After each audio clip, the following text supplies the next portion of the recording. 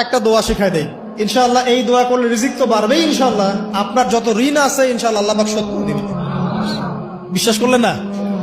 এই দোয়া শিখাই দিচ্ছি, এজন্য আমাকে হাদিয়া দেওয়া দরকার, স্পেশালি আমাকে এখন হাদিয়া দেওয়া দরকার। এটা গুরুত্বপূর্ণ দোয়া শিখাই দিচ্ছি। আলী রাদিয়াল্লাহু আনহু বলেছেন, কোন ব্যক্তির যদি পাহাড়ের সমানও ঋণ থাকে, এই দোয়া যদি আমল করে আল্লাহ পাক ওই ঋণও শোধ করে দিবেন ইনশাআল্লাহ।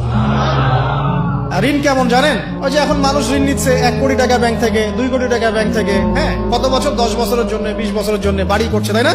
তার ধারণা এমন যে সে মারা গেলে তার ঋণটা কেউ না কেউ শোধ করে দিবেই দিবে, তাই তো? আর আল্লাহর রাসূল কি বলছেন দেখেন, একজন মারা গেছেন, নবী সাল্লাল্লাহু আলাইহি ওয়াসাল্লামের সময় একজন মারা গেছেন। তো নবী করিম সাল্লাল্লাহু আলাইহি ওয়াসাল্লাম বলছেন, এই ব্যক্তির কি কোনো ঋণ আছে? একজন সাহাবী বলেন, হ্যাঁ ইয়া রাসূলুল্লাহ, তো ঋণ আছে। নবীজি বললেন, তোমরা ওর জানাজা পড়ো, আমাকে ডেকো না। তোমরা ওর জানাজা পড়ে নাও, আমি জানাজা পড়তে চাচ্ছি না। আমি এখন কেমন করে আপনাকে বুঝাবো ঋণ কত ভয়ঙ্কর জিনিস? আপনি যে ব্যাংক থেকে 3-4 কোটি টাকার লোন নিয়ে রাখছেন, লাখ লাখ টাকা লোন নিয়ে বসে আছেন, দিব্যি সুখে বসে আছেন, এমন চিন্তায় যে আপনার মৌত হবে না। আর নবী সাল্লাল্লাহু আলাইহি ওয়াসাল্লাম সময়ে একজন মারা যাচ্ছেন, তিনি বলছেন তোমরা জানাজা পড়ে নাও, আমি জানাজা পড়তে চাচ্ছি না। মানে ঋণগ্রস্ত ব্যক্তি জানাজাও তিনি পড়তেন না। তারপরে একজন এসে বললেন, ইয়া রাসূলুল্লাহ, আমি তার ঋণ শোধ করে দিব, তার যা ঋণ আছে আমি শোধ করে দিব। তখন নবী এসে জানাজা পড়লেন সাল্লাল্লাহু আলাইহি ওয়াসাল্লাম। তা আপনার এই কোটি কোটি টাকা ঋণ শোধ করার লোক তো রেডি আছে নাকি? আছে না?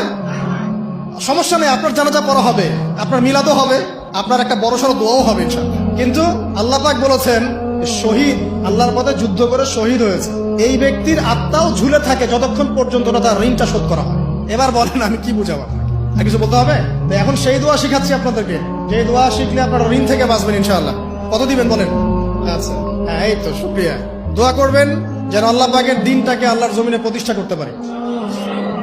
আমার সাথে বলেন, দোয়াটা হচ্ছে, আল্লাহুম্মা ইকফিনি বিহালালিকা আন হারামিকা ওয়া আগনিনি বিফদলিকা আম্মান সিওয়াকা।